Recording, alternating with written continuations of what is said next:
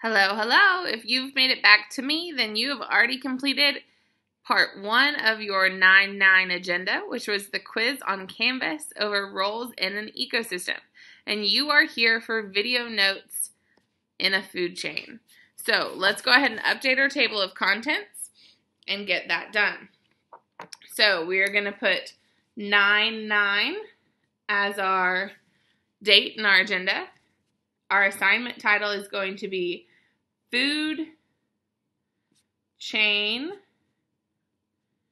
Notes, and they will go on page 4.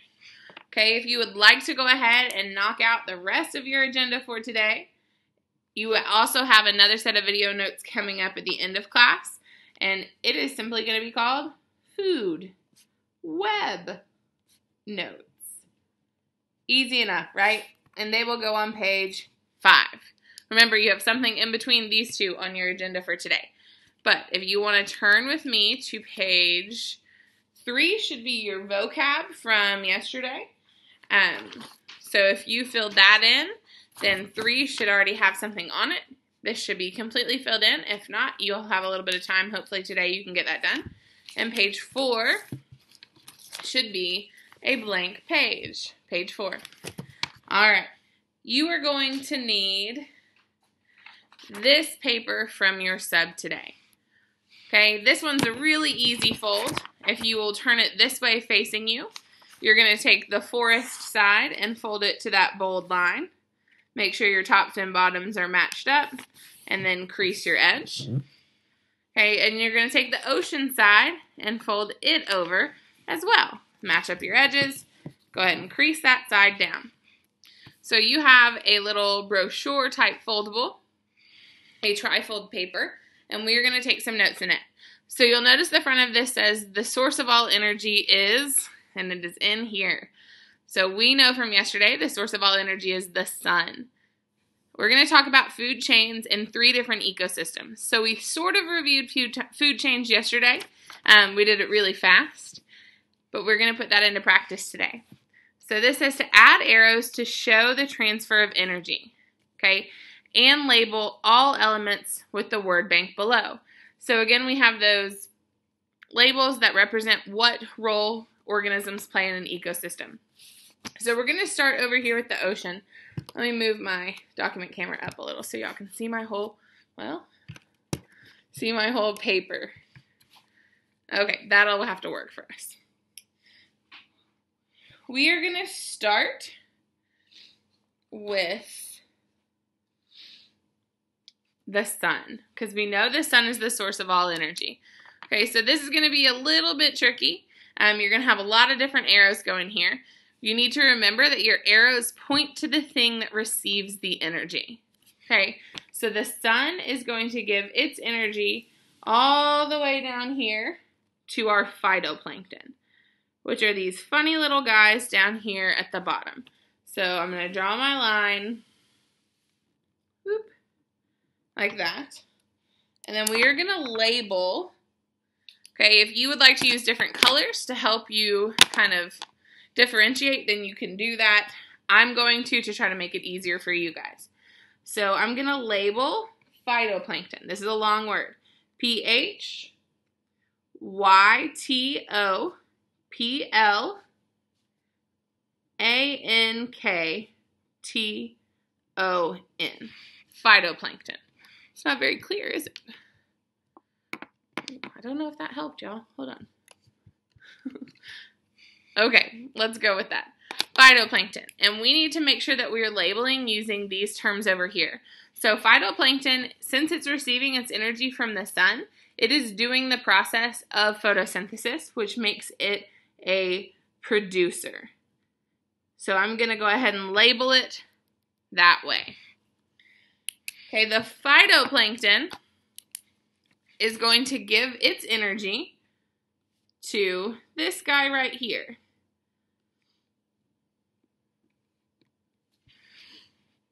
And that is krill. So let's go ahead and label our krill, K-R-I-L-L. Okay, because the krill is eating a plant or an organism that does that photosynthesis, a producer, it is going to be labeled as an herbivore. An herbivore. It is only going to be eating a producer, which makes it an herbivore. All right. Our krill is going to get eaten by this guy right here. And I know you guys could probably come up with what kind of fish it is, and you have much more fishing knowledge than I do. I am going to call it a large fish.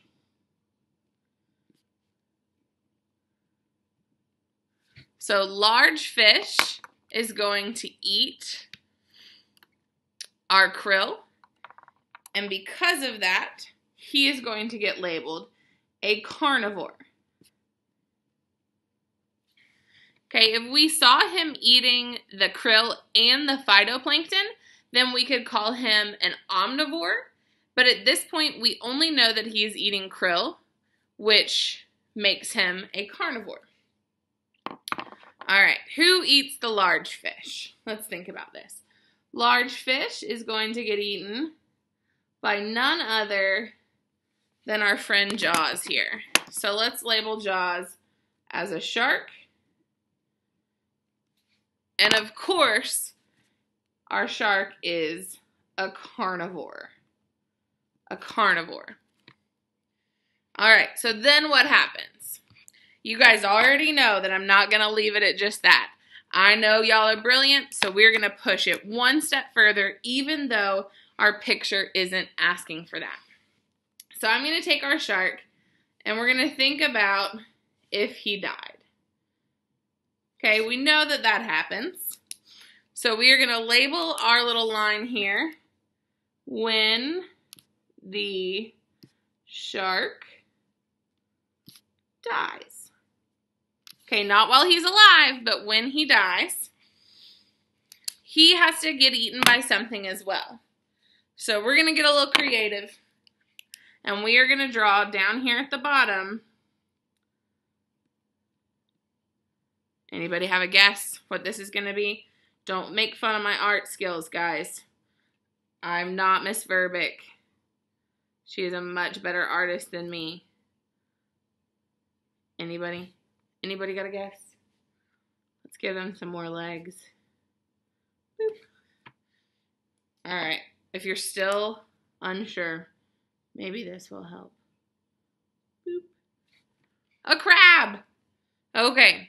So our shark is going to get eaten by a decomposer, which a great representation of a decomposer is a crab. Okay, crabs eat the dead stuff.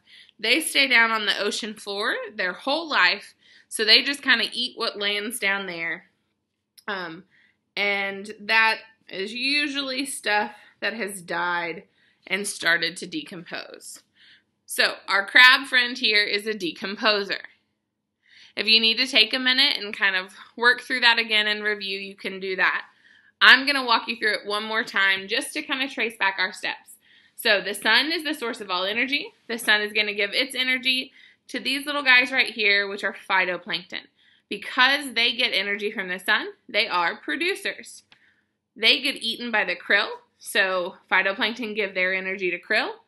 Krill is only eating a producer, which makes it an herbivore. The krill gets eaten by the large fish, so he's giving his energy to the large fish, which makes the large fish a carnivore. Large fish gets eaten by the shark, which means he's giving his energy to the shark. Again, the shark is a carnivore. And then at the end of the shark's life, when he dies, his body's going to float down to the ocean floor, and the crab, who is our decomposer, is going to enjoy what's left. Okay, something I want to point out to you as a really important thing, if you had done your arrow this way, okay, don't write on your paper, but if you had done an arrow this direction, then you would have been telling me that the krill eats the large fish, that large fish is giving its energy to the krill. Remember that the arrow points in the direction of the flow of energy. So energy is moving from the krill to the large fish. I like to think about what's going in whose mouth. The krill is going into the large fish's mouth. The large fish is going into the shark's mouth. And that helps me a little bit. All right, let's move to the interior, the flap right here.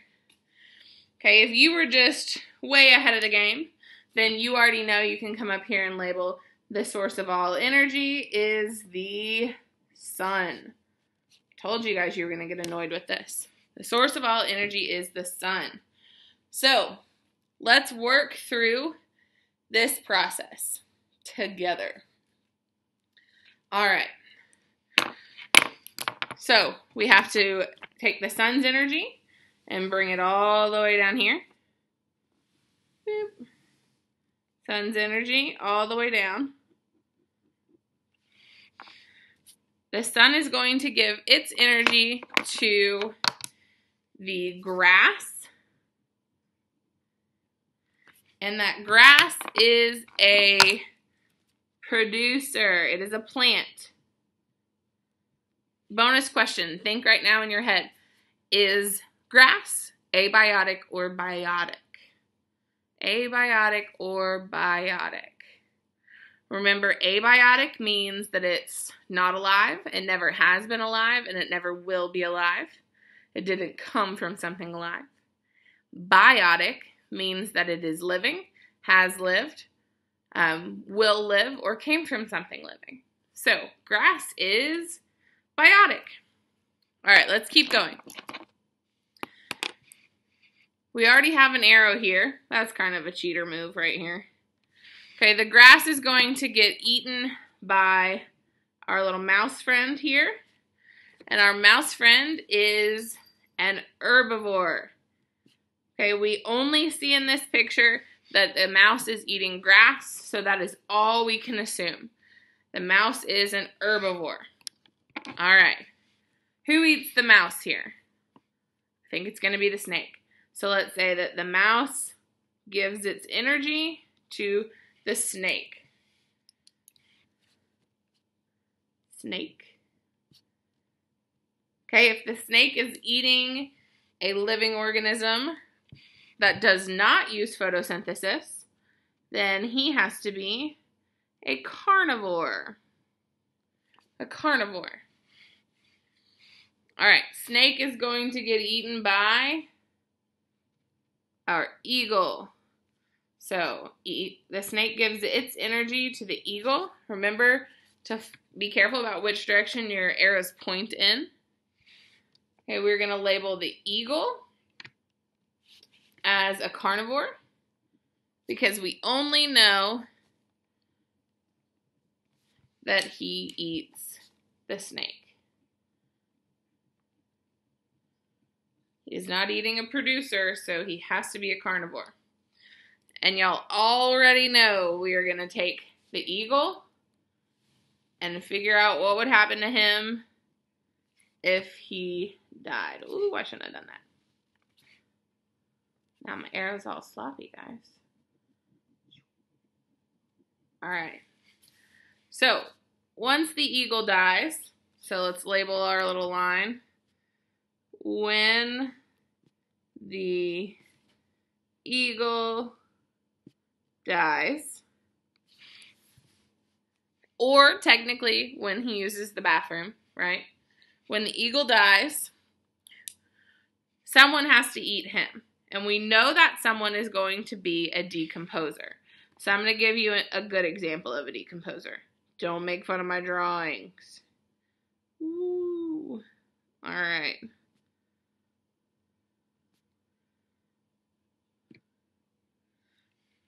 He's an earthworm. So our worm is a decomposer. Because he is going to eat either the dead eagle or the eagle's waste. So let's back it up and review. The sun, which is the source of all energy, gives energy to the grass. The grass gets eaten by the mouse, meaning the grass gives its energy to the mouse. The mouse is an herbivore. That mouse is going to get eaten by the snake. giving its energy to the snake, making the snake a carnivore. The snake gets eaten by the eagle, giving its energy to the eagle, and the eagle is then a carnivore. When that eagle dies or uses the restroom, its waste or its body will fall to the ground and be taken care of by our little worm friend who's a decomposer. Okay, worms are one of the coolest organisms, I think, in an ecosystem because they are the creators of fertile soil. Okay, if you've ever used a compost bin where you keep all of your scraps, your vegetable scraps and your food scraps, my family does that, my mom and my sister.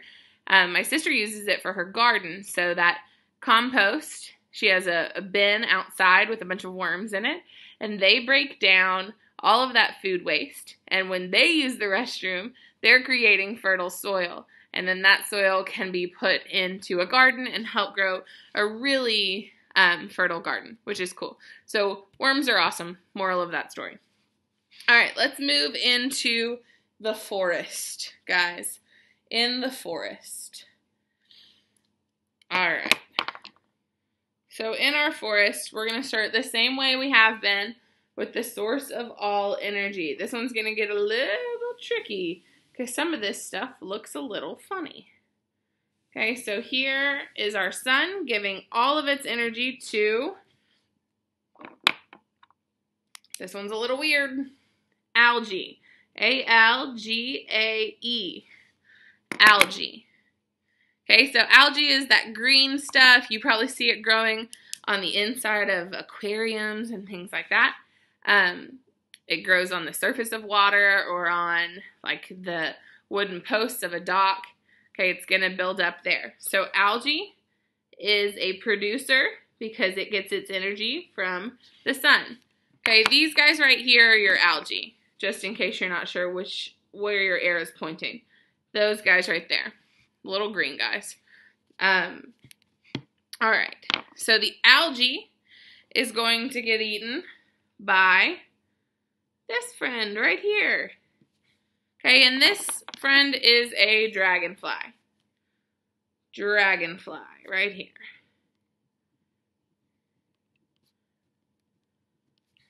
Dragonfly, because it is only eating a producer, is then labeled herbivore. An herbivore.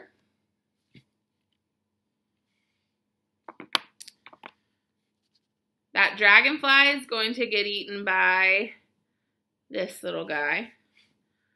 Okay, and I'm sure my friends that hunt and fish, you guys are all going to be so frustrated with me because I am just going to label this a fish. But I'm sure based on how you choose to color him, you would know if he's a smallmouth bass or another fish. And you are welcome to label him that way. Because he is eating another organism that does not get its energy from the sun, he is going to be labeled a carnivore. Ran out of room there. Carnivore. All right. Now, you got to pay close attention because this is where I'm about to get crazy with my lines. Our fish is going to get eaten by our friend up here. Okay, not the raccoon. So we are skipping the raccoon for right now. Our fish is going to get eaten by, by a bobcat. Okay, that's who this guy is, a bobcat.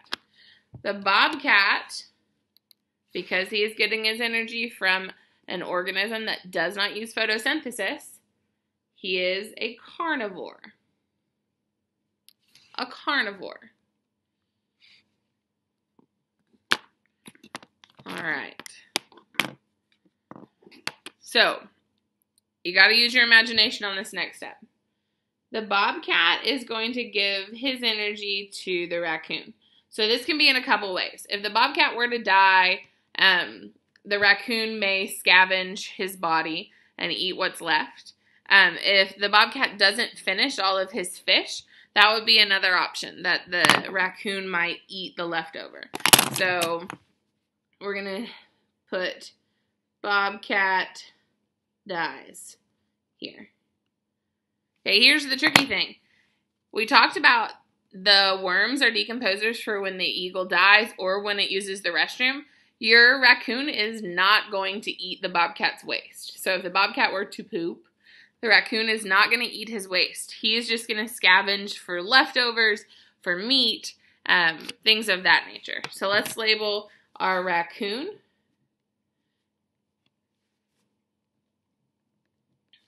Okay, and that raccoon is a scavenger. A scavenger. Let's go back and trace it out, guys. The sun is giving all of its energy to the producer. So our arrow points away from the sun and towards the producer, which is algae. Algae is going to get eaten by that dragonfly. So it is giving its energy to the dragonfly. The dragonfly is only eating something that uses photosynthesis, which makes it an herbivore. That dragonfly is going to get eaten by the fish, giving its energy to the fish. Because the dragonfly does not use photosynthesis, this makes the fish a carnivore. The fish gets eaten by our bobcat, giving its energy to the bobcat. When that bobcat dies, or if he has scrap food left over, that stuff is going to get eaten by the scavenger raccoon, which means the bobcat is giving his energy to the raccoon. All right, guys, I hope this makes a little more sense. Big takeaway is that direction of your arrows, the direction in which your arrows points determines who is getting what energy. You guys can go ahead and fold this back and glue it in on page 4. Okay, then you have one more thing to do before you're back with me for another set of video notes. So you are going to move and play the food chains game next, and you'll come back and see me when you're done. All right, guys.